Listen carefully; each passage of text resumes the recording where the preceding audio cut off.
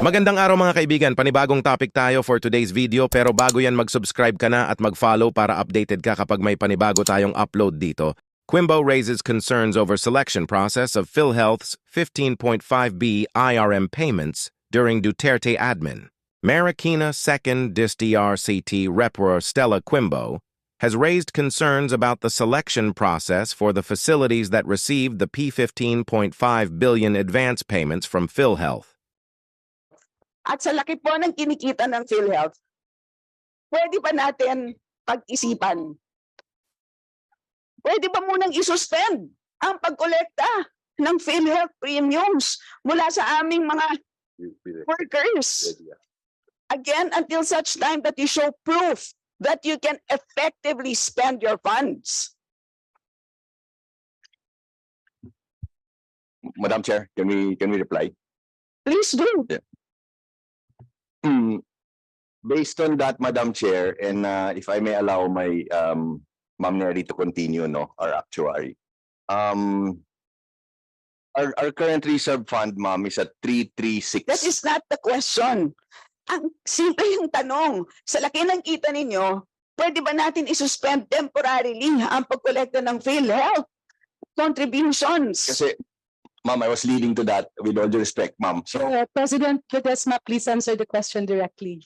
Thank you. yes, when I was going to answer it, Ma'am, like this, no? When the reserve fund, which is currently at 336, reaches 470, that's based on the computation of actuary, then we can either decrease the contribution or increase the benefit packages. That's based on our based on You've been promising better benefit packages since you created PhilHealth in 1995 at hanggang ngayon wala pa rin po. So, pag-isipan nyo na mabuti, please submit a written answer to that very important question.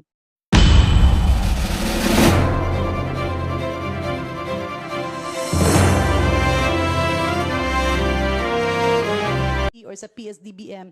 But if it's really a technical program, you transfer it to a GOCC that's health-related. And these are basically our GOCC hospitals. So, yun ang pangkaraniwang nangyayari. Pangalawa, yung mga commonly used items like office supplies and items that the Department of Health, together with other national government agencies, ay ginagamit, nililipat rin yun sa PSDBM because of the economies of scale. Now, when we talk about pandemic supplies, I'm not sure, but if my memory recalls me right, in yung mga pulong-pulong ni former President Duterte, and I believe, I'm not sure if it was Secretary Duque or any other official of the previous administration, naririnig kasi natin yung government-to-government transaction. So I'm also not privy if indeed these were government-to-government transaction. Kaya pag G2G, you really don't need to transfer it to PSDBM. In fact, if you make procurement at kailangan mong dalhin sa malawakang scale, worldwide, if it's global, you usually utilize UNICEF or UN organizations kung saan nagpupul yung mga bansa para magkaroon ng ganitong procurement. So, this should not be repeated, and maybe in aid of legislation, it can also be investigated in the House. Para lang yung proseso, no? When can you transfer? When can you not transfer? And if it's too technical, do you transfer it to an agency that do not have the technical expertise? So maybe Secretary Duque is the best person to answer that. Kasi siya naman yung talagang nakakaalam bakit nilipat yung ganong kalaking halaga. Moreover, the problem there is kung mawala yung technical expertise, mahirap kasi bumibili ka ng mga gamit tapos hindi gagamitin ng end user. And again, that's public health, so mahirap din yan.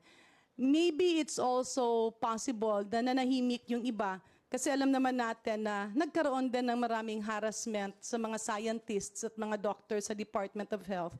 Yung iba ginagawan-gawan ng kaso. So maybe Secretary Duque can really shed light on what really happened, because I know that deep inside he knows the full story. Now, kung talagang kinailangan yon, walang masama doon, pwede niyang maipakita.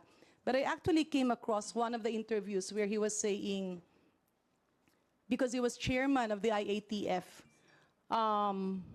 hindi na kayang mag-procure ng department. Medyo palagi namang marami ang trabaho ng department. And actually, the IATF expanded the team. So, baka mas magandang ang matanong sa kanya para hindi na maulit. And then, public health allocation should not be wasted. Saan kaya napunta ang 15.5 billion advance payment ng PhilHealth? At yun na nga ang topic natin sa video na ito. Ikaw na nanonood ngayon, anong masasabi mo? Comments mo na dyan sa baba. At para naman updated ka sa mga upload ko, don't forget to like and follow. Hanggang dito na lang. Ako si Philippine Vision TV, nagbabalita mula sa Pilipinas. Thank you.